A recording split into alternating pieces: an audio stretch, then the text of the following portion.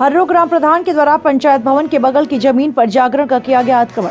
Harrow ग्राम प्रधान सभा की सरकारी जमीन को कब्जा कर रातों रात बनवा लिए पक्का मकान। ऐसे भूमाफियाओं पर कब होगी कार्यवाही। प्रयागराज 12 हर्रो ग्राम प्रधान के द्वारा किया जा रहा हर्रो ग्राम सभा की जमीन पर जबरन अवैध कब्जा। सरकारी जमीन पर कब्जा कर ग्राम प्रधान के द्वारा करवाया जा रहा भवन का निर्माण।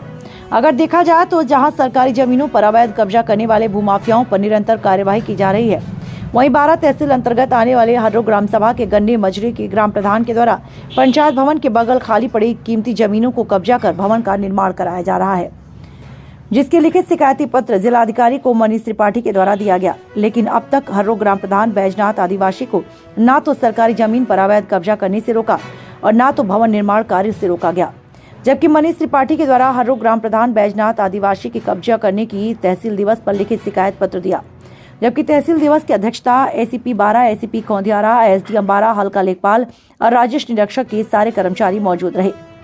लेकिन अब तक इन अधिकारियों के द्वारा कोई कार्यवाही नहीं।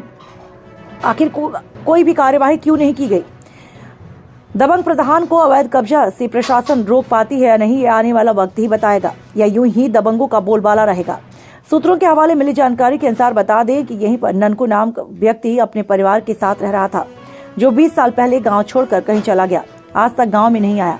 उसकी जमीन को फर्जी दस्तावेज बनवाकर ग्राम प्रधान के द्वारा रजिस्ट्री बना करने का षड्यंत्र रचा जा रहा है, जिसकी पुष्टि हमारी टीवी इंडिया 18 न्यूज नहीं करती है।